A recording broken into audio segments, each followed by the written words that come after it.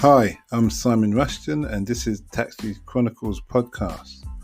On this podcast, we spontaneously interview unsuspecting passengers with their permission, allowing them to share their intimate life stories and concerns. As our slogan states, real riders, real stories. Some riders prefer to be anonymous, while others ask me to tell their story later on. Either way, there are all genuine 5 to 10 minutes stories, so sit back and enjoy this episode. Morning.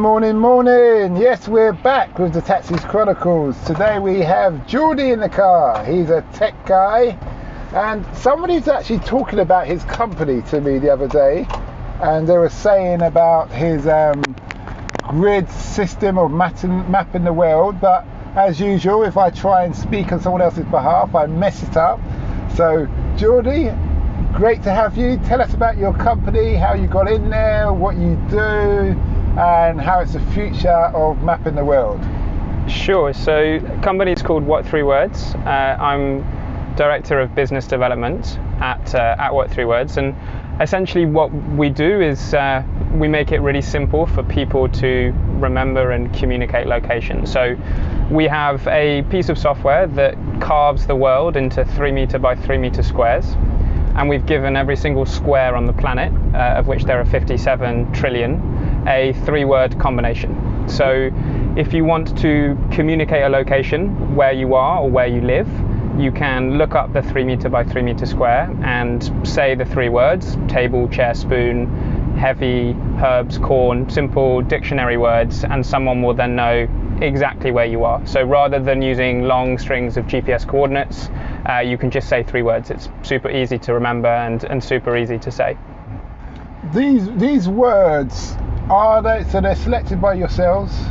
They're selected by ourselves, yeah. So what we do is we take a list of 40,000 words, and we apply a lot of criteria to that list. So we get rid of rude words, we get rid of homophones, so words that sound the same but are spelt differently, like sail and sail, there and there.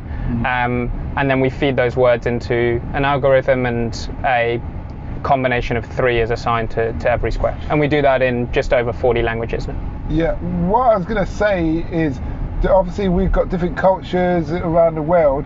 Let's say like in Kenya, for instance, the word is for lion is Simba. Do you make them relevant to that local community, or you do just basic English words? Yeah, so really interesting question. So first of all, we do this in over 40 languages. So one of the languages that we have is Swahili. Yeah. So Kenyans can look up the 3 meter by 3 meter square of the front door of their house, using the What3words app in Swahili, and the 3 words that they then give to the postman will be Swahili words. But one of the things that we do is we try and make sure that words that are more common to people of that language are in areas they're more likely to be used. So the sort of most commonly used shortest English words you'll find in England, the US, Australia, English-speaking countries, and slightly longer English words you'll find in Siberia or countries like that, and vice versa. So the most frequently commonly used Swahili words you'll find in Kenya, and then the longest Swahili words you'll find in Japan and places that they're less likely to be used. Is this like some kind of algorithm, or am I mistaken? Yeah, no, it's just it's really not reinventing the wheel. I mean, it's an algorithm that takes GPS coordinates and converts them into 3 words to just make them a little bit more human friendly to say and to communicate. Did this take long? I don't know, you said you're the director. Have you been there since the start? Did it take a long time to produce this kind of, because it's really good. I like what you're doing. For sure. And I've lived in Kenya, so I know there's the many problem, places, right? no address. Yeah, no postcodes, I felt like no naming street numbers. the street Simon Street kind of thing. Yeah, and like when you want to get mail, or you want to tell the doctor or the police where you live, and you've got no address in Kenya, it's like, how do you do it? Your address becomes your phone number. It's like, call me. Okay, I live, second turning on the right after the big tree. After the big tree, you know what I mean? It's tough. It's a big problem. So did it take a long time to develop this software? So the software is pretty straightforward. I mean, literally developed it in a few weeks. We've spent. I mean, the company's been around now for 7 years. We've done a lot of kind of further development, releasing new languages. We've now got a iOS and an Android app that you can download and use to find your What3words address. We've got various APIs that developers can use. So we've done a lot of work on the system over the years, but the concept is fairly straightforward. What we spend the majority of our time doing is getting it adopted. So what we want is for people, members of the public, to know What3words, to use their What3words address with the services that they use on a day-to-day basis. So when you order a taxi, you give them your What3word address. When you order something online, you give them your What3words address. And what's really exciting for us is that we have countries around the world now that use What3words as their national address system. So Mongolia, for example, is a population of about 3 million, 30% of which are nomadic. They move with the seasons, and they've got no address system there. So the postal service uses What3words to deliver mail. So in Mongolia, if you want to get mail delivered, you write your What3words address on the envelope, and the postman will deliver it to your house. So we have some amazing kind of businesses and governments using us for that. And then we have Mercedes-Benz has built What3words into their sat-navs. So if you get into a Mercedes, you can enter your 3-word address into the sat-nav, and Mercedes will navigate you there. But I think something I'm particularly proud of is the fact that in the UK, 100 emergency services accept What3words. So if you call 999 in the UK, you can actually use our app to give the police, ambulance or fire service your What3words address. So, you know, you break your leg out in the countryside, or you have a car accident on a kind of country lane and you don't know where you are, you can use What3words to get help. And there are some amazing stories coming in from around the country now of people being genuinely saved by What3words, because otherwise they weren't able to communicate exactly where they were. So it's super exciting. You know you're going to be billionaires soon, if not already. I'm telling you now.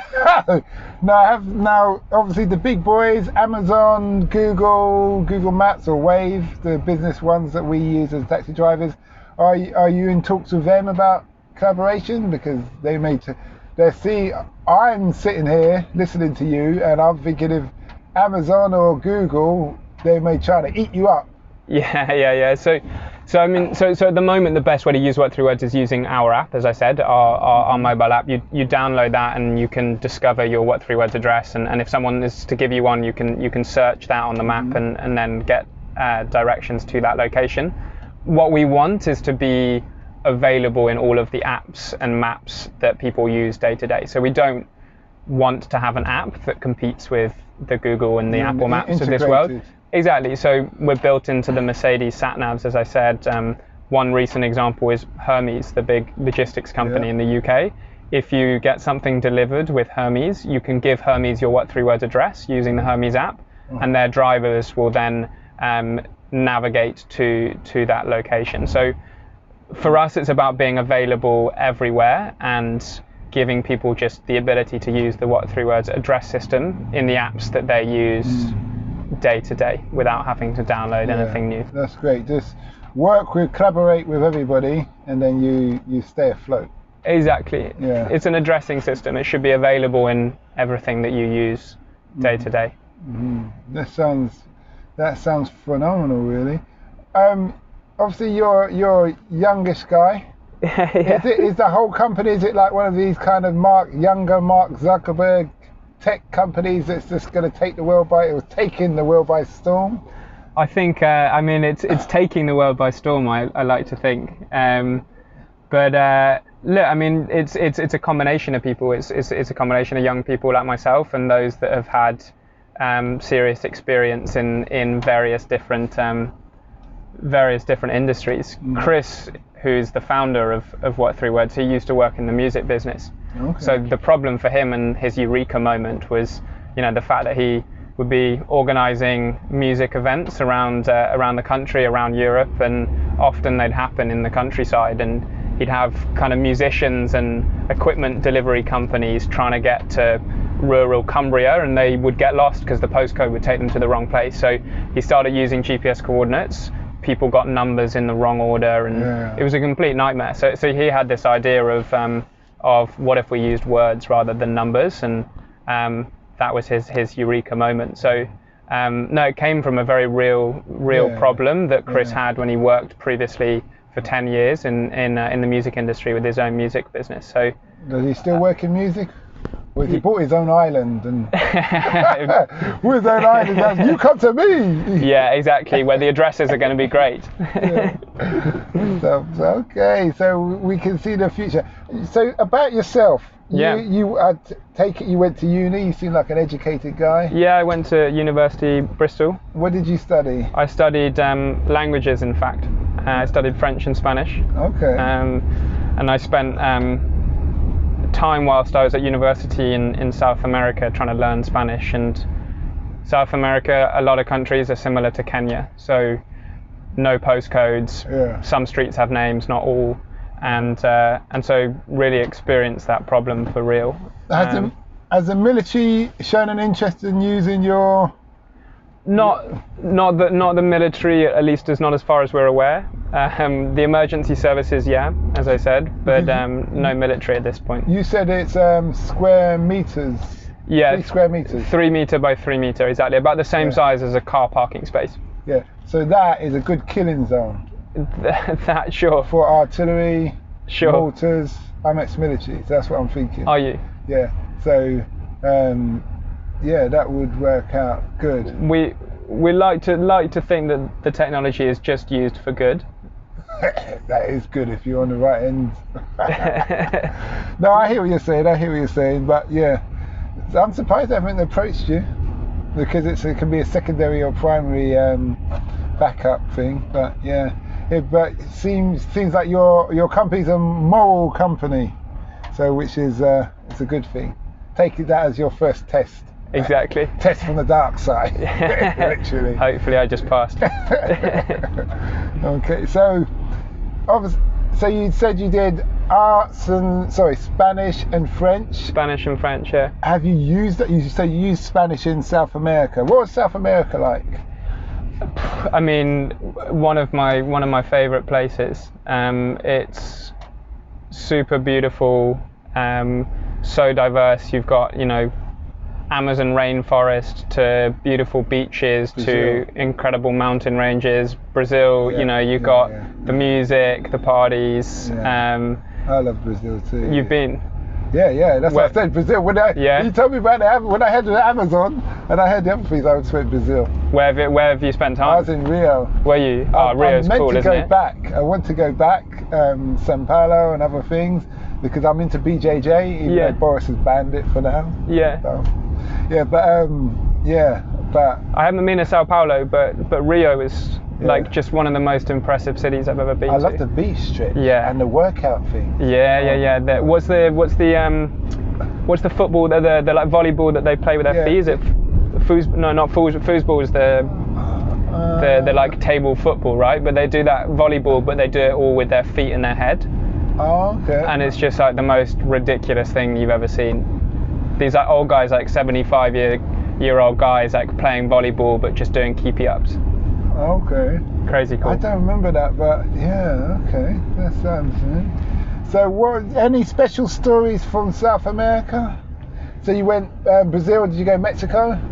I went to Mexico. Went up the Yucatan, so kind of Cancun, Isla de Mujeres, Tulum. Spent some time in Belize then after that, which is kind of Caribbean, English speaking. We're military based there. Yeah, exactly. They take it to really piss us off because it's full of mosquitoes. Yeah. So we're in the jungle, you're just getting bitten up. Did you went out there? No, I didn't. No. I missed that one. I kind of regret missing it now. At the time I was happy. Mosquitoes, no thank you. But now I think it would have been great. Those bloodsuckers will suck to you, but you'd have had a good story to tell. Yeah. And they say in jungle warfare, more people die from nature than they do from bullets. Really? Yeah. What is from nature kills. disease? Malaria. Yeah. You've got centipedes that bite you, you swell up. You've got all these different toxic frogs. Yeah. They touch you, you die. All these different things that are going on all the time. Snakes, you know, all the list just goes on. Yeah. And then you've got leeches that suck your blood. You don't realise that you've waded Piranhas through. in the water.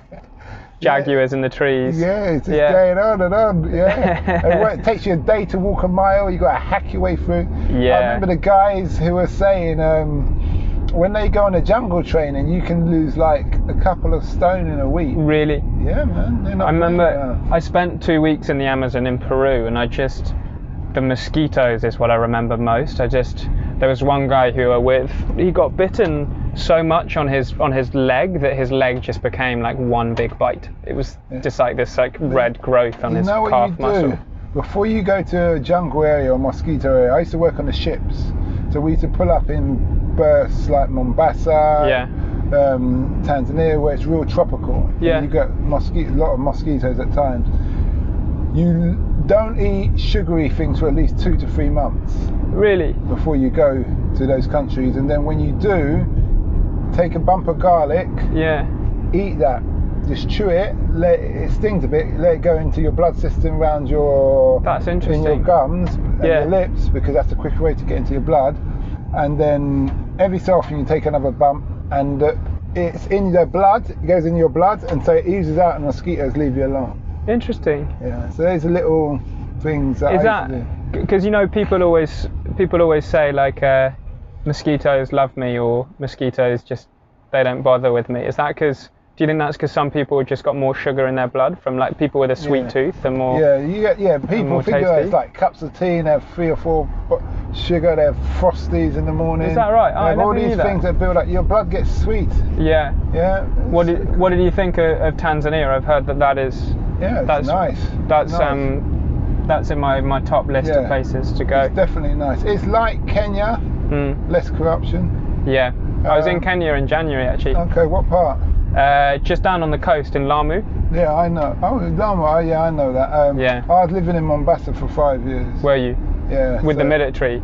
No, I left. I set up my own business then. Okay, doing what? I had a gym and a car hire and fleet of tuk-tuks. You know, little tuk-tuks. Yeah. And why did you end up in Mombasa? Oh, because that's where the port was birthing when I was doing ship was birthing when I was doing the anti-piracy work. Yeah. So I did that for 5 years, and then I realised there's potential of investing in Africa. So on the business card, the other side. Yeah, I noticed that Africa investor stories. Yeah, it's all about people who've invested in Africa from around the world and their experience. Yeah. So yeah, if you can give that a listen. Yeah, I would listen. I'll give that a listen to some of the. We're coming out of season 2 on Monday because I've been charged by my other podcaster friends that Simon, you're not pulling your weight, you're not doing what you're meant to do. So I've got to pull my finger out. So there we have it. But season 2 is going to be interesting. Have you got the full season recorded? I've got season 1 already. Yeah. Yeah. Season 2 is not fully recorded, but I've got about 6 episodes already. Any cool companies or any cool investments? It's mainly individuals. Individuals who've invested privately, like I did. Yeah. The corporate companies. What I need to do with them, I need to show them more of a history of who I've been, and also it's a bit of red tape because obviously they have their publicist who speaks to you, and things like that. If you see what I mean, yeah. So your future is with what was it? What 3 words? What 3 words? Yeah. I need to download that app myself. Yeah, you do. Yeah. So explain the app in the sense that is it simplistic? So if someone's downloading it now? Yeah, it looks like any other map app that you would use. The map in the app is Google Maps, so very familiar. You can see it map view. You can switch to satellite view, and if you zoom in, you'll see this 3 meter by 3 meter grid appears, and then you can just select squares on the map. So the front door of your house, or if you live in a bigger building, you can choose the delivery entrance, choose the square that you proposed to your wife, or whatever it might be, a location that's important to you, choose the square. There'll be 3 words attached to it, and then you can just say those over the phone, share them in a text message, and if someone gives you a What3words address, then you just enter those 3 words into the search bar, the address field, or we have voice recognition technology too, so you can just hit the microphone and speak the 3 words into the app, and it will take you to the square that those 3 words refer, and then you can get directions to that location. So can you save? Is there a limitation on how many locations you can save? So you have all the squares in the world already have their What3words address, so you can look those all up, all 57 trillion of them in the app. But if you want to save a location, and 57 trillion, there's a limit, but you can still do a fair amount. There's several hundred that you can still save. So save your favourite places. Okay, I'm wondering what that 57 trillion number looks like. It's big. Yeah, it is big. It's like you need a computer screen, a monitor, to see all the numbers. It's big, exactly. But one of the clever things is that it's not a database of 57 trillion combinations. So all it is, as you said at the beginning, is a little algorithm which can be packed up in a 4 megabyte file and installed on a phone, and then you can use What3words. Is there a data? Is there a paid section of your app? There's no paid version of the app. The app's free for everyone to use. We make money by licensing the software, the algorithm, to businesses. So analytics you would make money on. Think about it. Yeah. If everybody who subscribes, sorry to cut you, everybody who jumps in on uses your app, they're giving their location. From their location, they can give you can know what kind of person they are, for all these kind of things within, age, gender, etc. And companies would be very interested in to know that, okay, we've got, for instance, in Kenya, you've got the average age is 25 in Mombasa town, and they all live in this vicinity. Do you see what I mean? You'll be like the Amazon. That's how Amazon made their money, isn't it? On analytics. For us, that's not our business model, and one of the reasons for that is because we're used a lot in emergency response. We're used a lot by postal services and governments around the world, and that data is very sensitive, and it's not something that we want to collect or monetize. For us, it's about allowing businesses to build What3words into their tools. So when Mercedes built us into their sat-nav, the software that runs in the Mercedes sat-nav allows you to enter a What3words address and see it on a map, and they pay us for that software. So we make money from the businesses rather than consumers and the general public. I see what you mean, and I like. There's some real morality and thought gone into this whole What3words business model.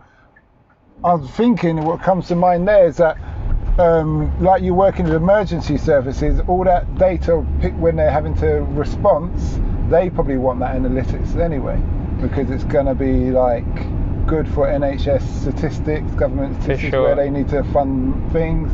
You could do so much with what you've got. It's a really exciting, really exciting business, right? There are so many different use cases and benefits, and the more you think about it, the more you realize how it can be used, right? It's very powerful.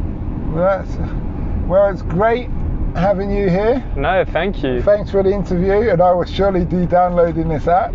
Please do. Hopefully one day you'll see it in Uber, and people will be getting Ubers to their What3words location. You can do that within the app, actually. You can search a What3words address in the What3words app, and then open into Uber, and Uber will then drop you off at that 3 meter by 3 meter square. But one day, hopefully, you'll find us directly within the Uber app. And when you say What3words, is it the number or the letter? The number, yeah. WHAT, number 3, WORDS. Okay. Thanks a lot. Pleasure. Thanks so much. We hoped you liked that episode. Keeping in mind, we never know who we're going to interview. We post twice a day, 8 a.m. and 5 p.m. GMT. Have you ever considered the future economies to invest in? why not listen to our sister podcast, Africa Investor Stories?